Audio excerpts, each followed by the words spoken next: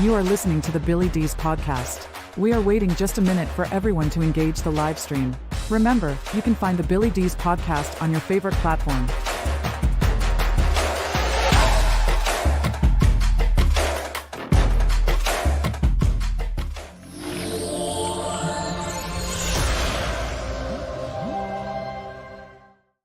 All right. Well, hello. Welcome to the live stream. I hope you have your Sunday morning coffee ready. We're going to have a little discussion this morning. Typically what we do when we live stream, we wait just a few moments for all the live streams to lock in and for everyone to find it and so forth. And then we go ahead and begin the podcast. So with that being said, we're going to talk about a various number of things this morning. One of which is kind of a special kind of branding. I'm going to talk about branding as it applies to political candidates. And if you're new to here again, if you're new, this isn't so much a partisan show, but it's just a way of talking about things maybe a little differently. And we certainly hope that you enjoy it. Okay, with that being said, I'm going to go ahead and pause just a moment, and then we're going to go ahead and begin the podcast.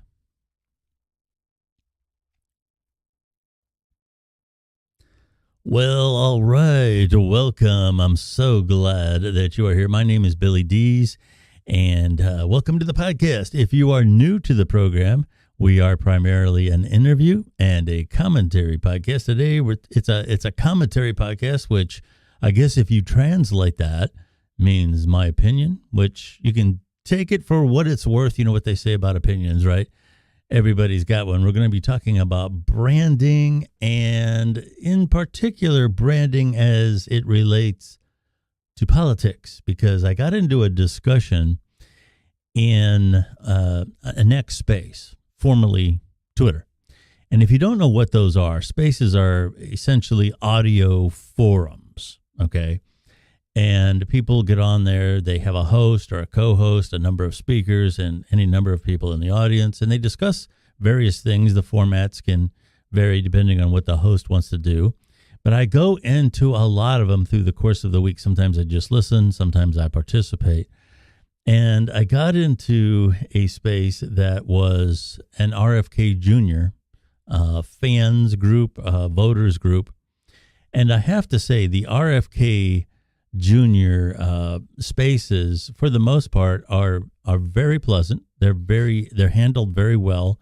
There's not a lot of arguing per se, although that happens. That's just the way things are. But I'm always very impressed with the way those spaces are handled. And I went into one the other day, and I was talking about getting a brand for RFK Jr. And a lot of them came after me a little bit. Well, he's this, he's that, he's blah, blah, blah, blah, blah. And you don't understand. All right. That may very well be true. But the bottom line here is if you have to explain your brand, your marketing needs a little work. And I'm just being honest here. Okay. This has nothing to do with being for or against a particular candidate. But I do want to talk about that a little bit today on today's podcast. Before I get into this, as a backdrop, we can't overlook what happened in the debate. And I have this little reel of reaction to the Biden-Trump debate. And I added a little vaudeville-esque background to it. So I'm going to go ahead and play that for you. And this is just a sampling, some of it humorous, some of it not so much. A little sampling of the reaction of the Biden-Trump debate. You saw a guy who's a sick man, and you saw a guy who's arguably a bad man on the stage at the same time. And I really hope the conclusion is a resounding, we have to do better than this. These two men are an embarrassment to the United States of America. That debate was an embarrassment. Let me just say, after watching tonight's debate,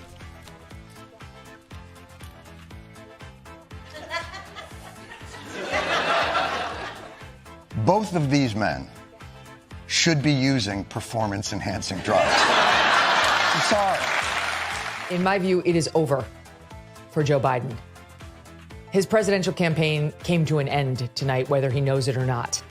There will be meetings tonight, first thing tomorrow, amidst Democratic Party leaders about how to get him off the ticket, how to change in somebody else. There have to be. Right now, because this cannot be real life. It just can't. We're America. God. It was an unmitigated disaster. It was uncomfortable to watch. And the universal reaction was somewhere approaching panic. The people who were texting with me were very concerned. Toward the end there, I really like that Joy Reid comment about panic and Rachel Maddow. Yeah, that's for sure. You know, that debate, let me start there. It really wasn't, in my opinion, a winner for either candidate, certainly on debate terms. All right. Neither one, Trump or Biden, really answered a lot of questions in detail or blew me away with their knowledge, anything like that. But don't forget, this show is about branding. All right.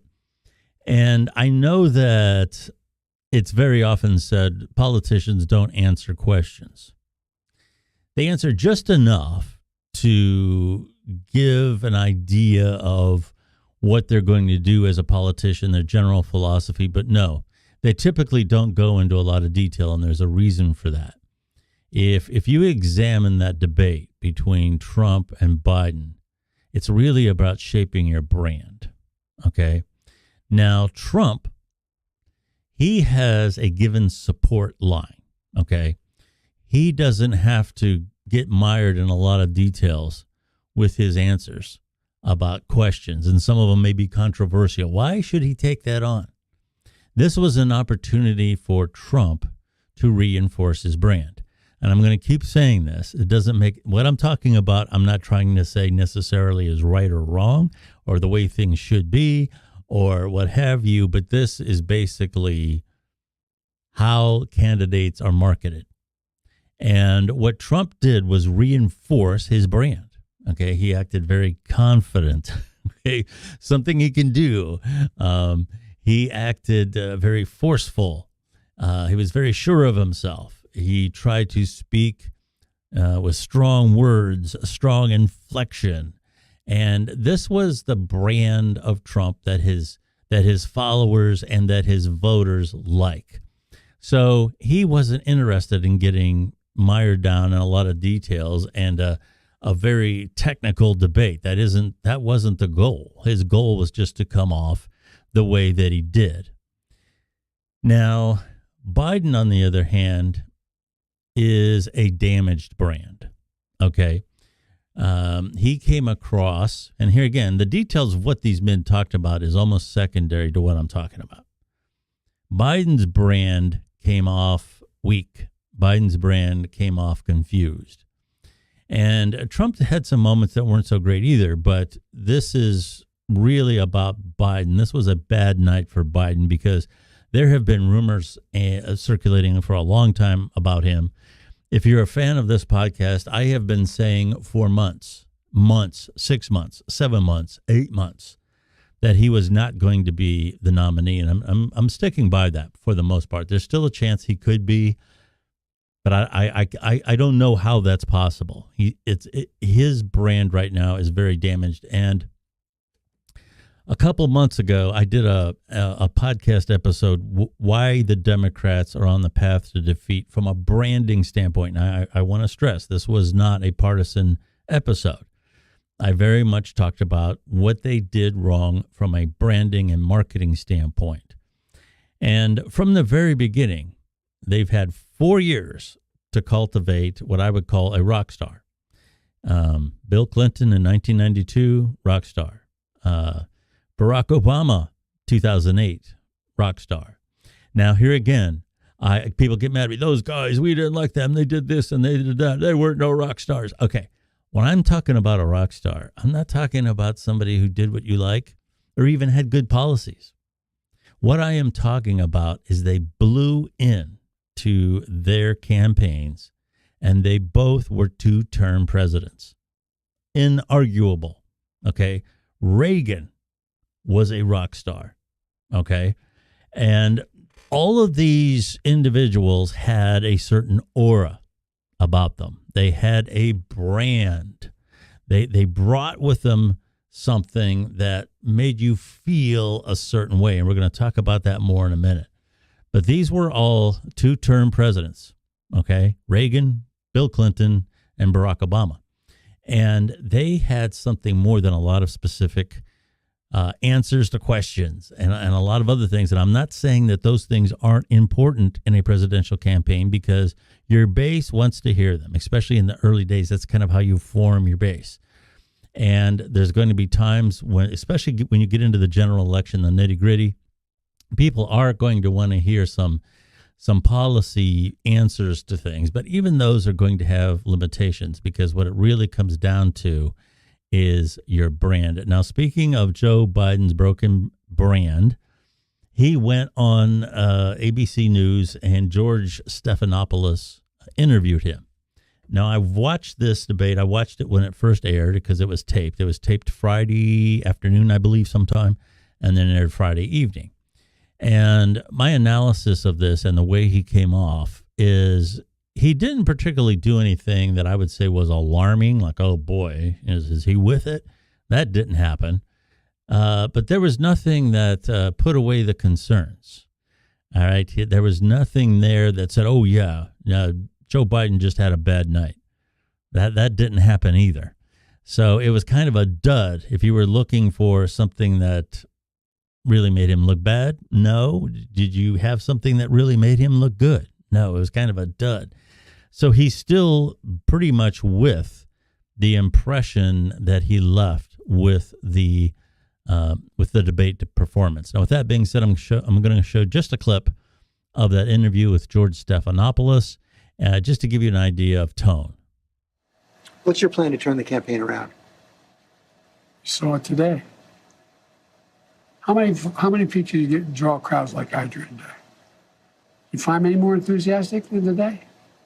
Huh? I mean, I don't think you want to play the crowd game. Donald Trump can draw big crowds. There's no question about that. He can draw a big crowd, but what does he say? Who does he have?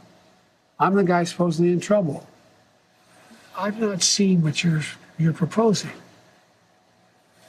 You haven't seen the fall off in the polls. You haven't seen the reports of discontent in the Democratic Party, House Democrats, Senate Democrats. I've seen it from the press. Mr. President, I've never seen a president at 36% approval get reelected. Well, I don't believe that's my approval. That's not what our polls show. Yeah, this is kind of a new thing. I'm going to say the last 10 years, what you might call fake news. I got really nervous the first time I heard the term fake news, because I knew it wasn't going to mean just news that was inaccurate. It was going to mean news that we don't like. We don't like that news. It doesn't support our positions, so it's fake news. And that's the thing now. We just deny reality. I would have had a lot more respect for President Biden in that interview if he said, yeah, boy, I'm really down in the polls. And I'm confident, though, that we can get through this. You know, we have to do A, B, and C, and we're going to punch through. But here again, it's about a brand. It's about a brand. And so let's talk about that for just a moment. Like I said, in the early days of a campaign, that's when you build your base. This is when you give your base an idea about your philosophy and some other things. And when you have what we have now, anyway, is we have Trump, and he is obviously a Republican, and his support is very stable. And here again, going into that debate, Trump could have done almost anything. He could have pulled his pants down and taken a dump on that stage, and he probably wouldn't have lost. I'm being facetious here, but you know what I mean. He wouldn't have lost that many supporters. All he had to do was reinforce his brand. And I believe that moving forward, I don't believe that Trump is going to fall too much with his support. That's probably not going to happen, barring some very flagrant comment or some kind of a wild thing that happens. I don't believe that he's going to rise that much higher than what he is right now, because he's at a threshold where he's not going to really go that much higher. All right. He's going to remain about where he is. Where the other things are going to happen are, number one, with the Democrats. I've said from the very beginning, I don't believe that Joe Biden is going to be the nominee. If he is going to be the nominee, they have some real brand repair that they have to do. Don't underestimate the power of branding if the Democrats manage to get somebody like a rock star in there and they have a successful convention. It could very well be that Trump's opposition is going to be a lot stronger this fall if that happens. And here again, there's a lot of ifs here. This is uncharted territory as far as presidential campaigns go. But don't underestimate the power of, let's say, September or October for the Democrats with some really good marketing professionals. They could have a revitalized Democratic Party, okay? And that's where obviously the Democrats really have to do something with their brand. Their brand has been, for the last 4 years, our guy isn't as bad as Trump. And that's not much of a brand. So you've come into this with a weak brand to begin with. Our guy isn't as bad as Trump. And it turns out he may not be as good. So where do you go from there? Okay. If from the aspect of that podcast that I did a while back about what the Democrats did. And by the way, that was one of my highest listens in terms of podcasts. That episode, just tens of thousands. As a matter of fact, over almost 200,000. And impressions on X were around 500,000. And that's not typical for me. I'm only pointing that up is because here again, I did that podcast from a branding, marketing point of view, what the Democrats did wrong. Their brand was, our guy isn't as bad as Trump. Check out how bad that guy is. Our guy isn't that. That was their brand for the last 4 years. And I had people just coming after me. Some of the things that were said to me online were funny. Others were honestly quite disturbing. It's an interesting world that we live in. And people are really entrenched in their bubbles. And those bubbles are kind of where I'm going to go next. You have a bubble for Trump. And you have a bubble for Democrats and, let's say, never Trumpers. Because right now, Democrats really don't have a good brand, one that you can identify with. It's just that feeling isn't there, okay? With Trump, it's assertiveness. It's make America great again. It's red, white, and blue, okay? People get that. That's the brand. Biden, well, I'm not as bad as Trump. That's the brand. Now, getting into RFK, this all started because of an RFK Jr. space that I was in. And I was talking about how RFK Jr. doesn't have a brand. And everybody not everybody, a lot of people in this group really came after me. Well, he's this, he's that, he's environment, he's this and that. Okay. What color is this campaign? What does it make you feel like? Okay. This is important because with everybody being in their bubbles, you have a bubble for Trump. You have a bubble for the Democrats who are never going to vote for Trump. And then you have a bubble for the RFK Jr. folks who basically are, very excited about some of the nuances of his stances on the environment, how the COVID vaccine was handled. He's got this aspect of, I wouldn't want to say, he's not an isolationist, but it's about making America run within, staying out of foreign conflicts, things of that nature. So, if I misspoke about RFK Jr., please, that's not my point. But that's his base. Okay. Now, where outside of these bubbles is where a lot of times the election really happens, because Trump has his base, Democrats, anti-Trump, and RFK something different. Okay, they're a good way to put the RFK people is, why vote for the lesser of two evils? You can vote for our guy because he's this, he's this, he's this. Okay, that's all great. But how do you encapsulate that into a brand? And here's why it's important. every one of these groups has their base. They have their little group of support. But ultimately, what really makes a close election, in particular a close election, is that moment when people walk into the booth and they look at the little dials. They look at the little holes to punch or whatever is there, okay? And getting back to branding, Nike, for example, just do it, all right? There's nothing in that slogan, in that emblem, in that brand that says anything about how the shoes are made, how the stitching is done, how the padding is inserted. There's nothing technical there. And that's what I couldn't make the RFK supporters in this one group understand. They were frustrated with me because I didn't understand all the particulars about RFK Jr., according to them. And that's not really what the brand is. It's something that makes you feel a certain way. All right. And when you hear Nike, just do it. And you go into the store and there's Nikes on the shelf and there's Converse, okay, or whatever, New Balance. Nike says, just do it. It's an attitude. It's a positive feeling. It's something about get out there and make it happen. And that is part of the shoe. That's why you choose that shoe. And here again, in terms of what's practical, if you follow marketing at all, there's the story about putting a Coke machine, let's say, in a cafeteria. There's a cafeteria. There's places where you get packaged up sandwiches and all these other kind of things in an office building or what have you. And there's a Coke machine there. And because it's in a high traffic area and because it's in a place where people are going to want beverages, you can presume that Coke machine is going to do a certain level of sales. Okay. Same situation. You put a Pepsi machine in there. All right. You can expect that machine is going to do a certain level of sales. Okay. Because it's in a high traffic area. Now you put a Coke machine and a Pepsi machine side by side in that same spot. Now, you would expect that that certain given number of sales, because of the traffic and people needing a drink with their sandwich, that there's only a certain amount of sales that's going to be there, and those two machines are going to split the sales.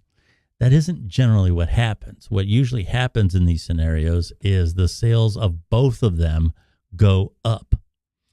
And this is because people are making a decision based on, I like Coke better than Pepsi, or the other way around, and I'm going to get me one. Okay, as opposed to, do I need a drink? And there's nothing here, again, practical about how Pepsi is made versus Coke that makes one any better than the other. It's strictly a subjective thing about what flavor they have. They're both sugary water, right? This is where going into that voting booth is so important, because the large number of the electorate is tied up in these bubbles. What you really need to win are the undecideds. And sometimes the undecideds are undecided while they're waiting in line to vote. Okay? So they go into the voting booth and there's Coke.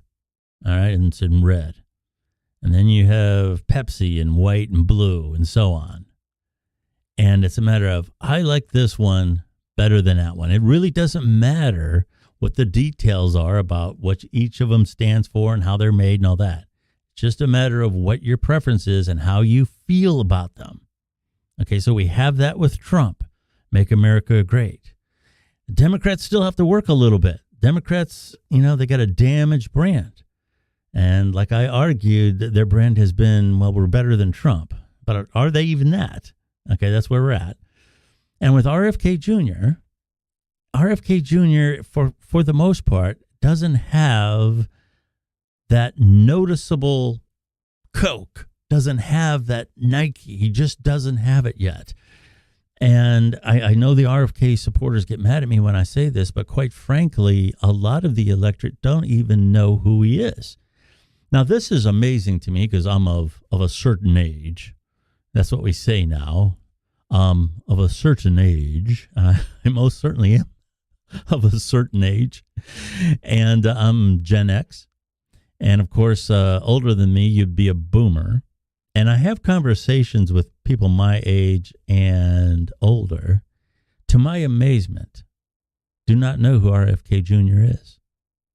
Is that like one of them Kennedys, like, Kennedy back in 60s?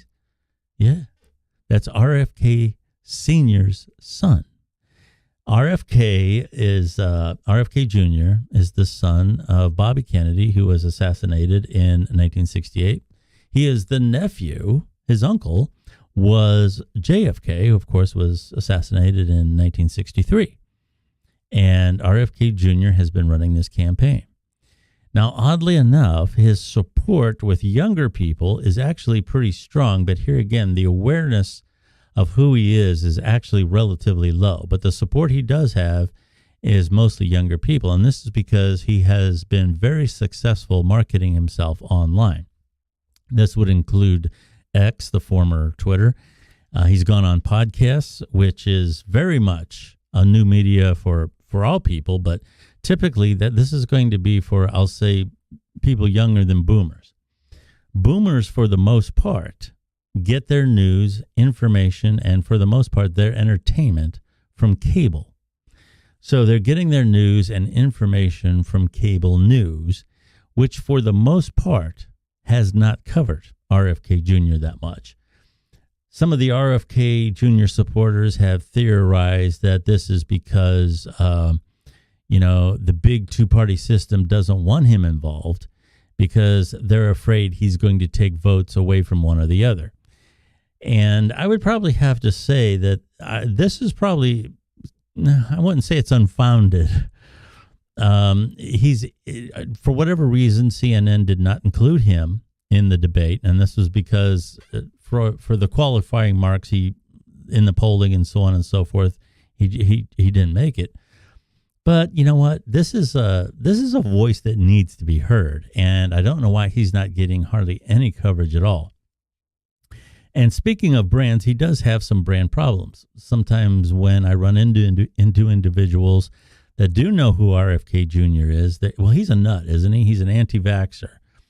And here again, when you get into the specifics of what he's talking about, he was talking about COVID in particular and the vaccine. And the vaccine, you could make a good argument, really isn't a vaccine because it's not COVID. Just like the flu, when you get the flu vaccine, is a form of the flu. COVID is the COVID-19 vaccine is a little bit more complicated than that. I don't want to get into all the particulars of that on this program, but you could make the argument that it's had some issues. Absolutely, positively, there's been issues that have come up with the mRNA vaccine and what it's done to some people. And it turns out a lot of the stuff that he was talking about a couple of years ago is not that far off the mark. But nonetheless, he has been unfairly categorized as a nut. So he has some brand issues himself. So what do you do about that? That's something that if I was running the RFK Jr. campaign right now, this would be my advice in terms of brand. For one, I kind of feel, like I said earlier, that Trump is going to stay about where he is. He might have some fluctuations one way or the other as time goes along here. But for the most part, Trump is going to be about where he is, and his bravado and his brand, for the most part, is not going to change. Where the wild card is right now is with the Democrats. I've been saying for a long time, I can't believe that Joe Biden is going to be the nominee. And right now, there's a good chance he won't be. Not guaranteed, but there's a good chance he won't be. So this means a new candidate, and this means a whole new shaping of the Democratic Party. And if I was RFK Jr., I would want to be very much on my feet here because he has had the benefit of having two unlikable candidates for a lot of people. This is an older ticket, rightly or wrongly. You can talk about whether age should be an issue or not. But it's two recycled candidates that, quite frankly, really were never endeared to the public.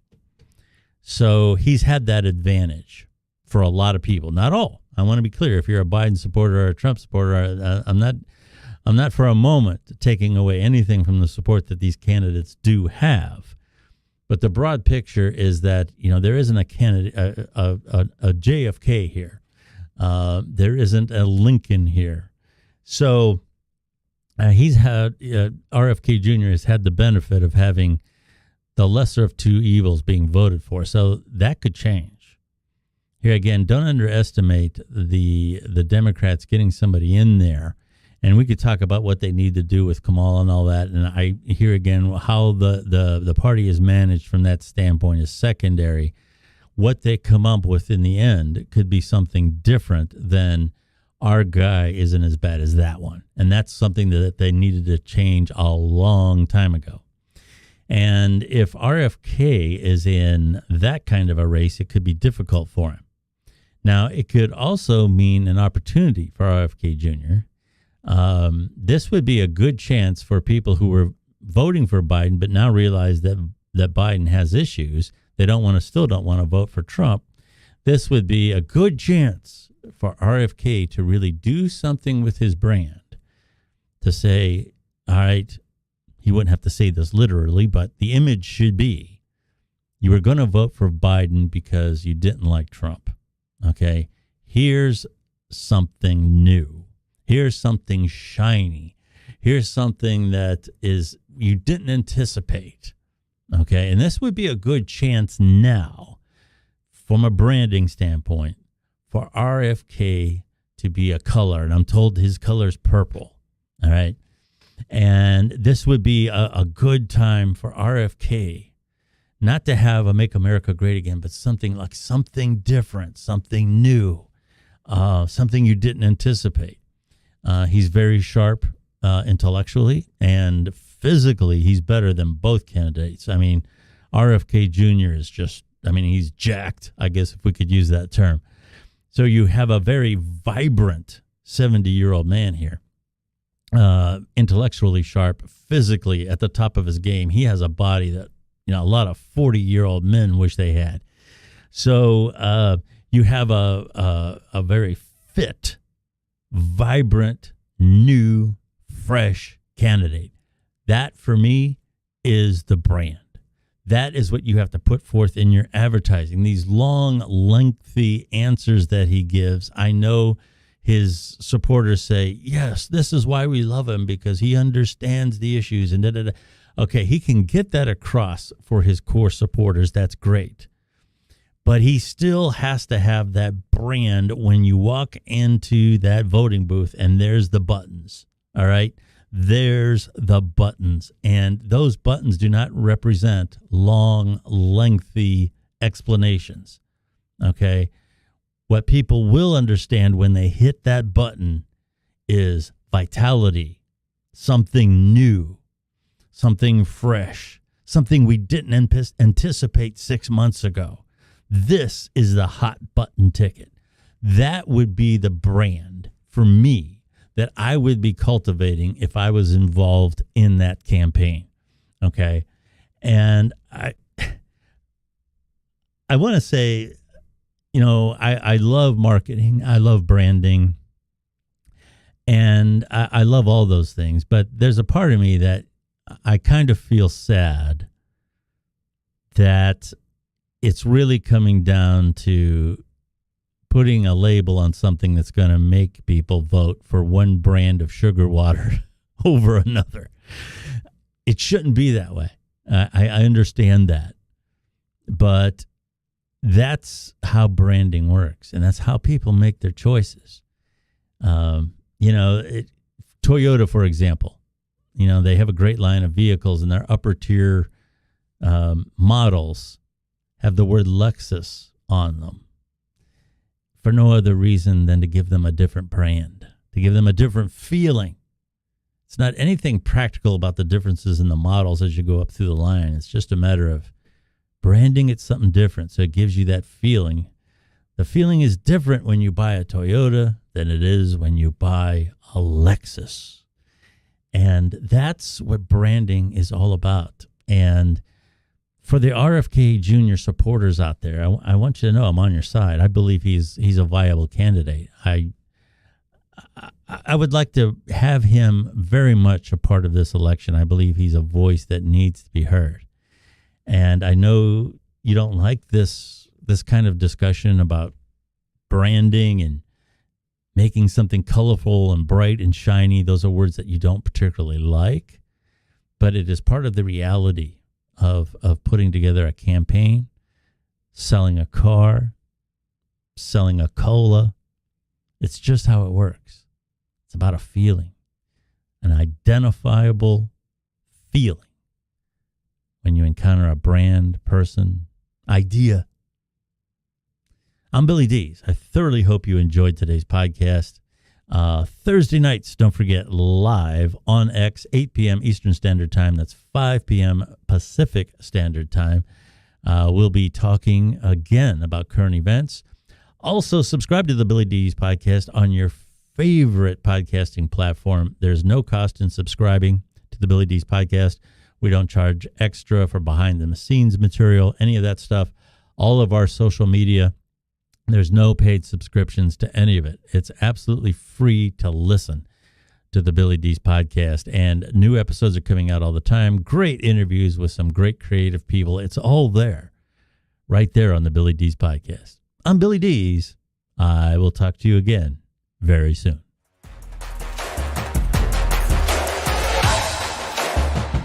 Thank you for listening to the Billy Dees podcast. Follow Billy Dees on X, formerly known as Twitter, for updates about the program.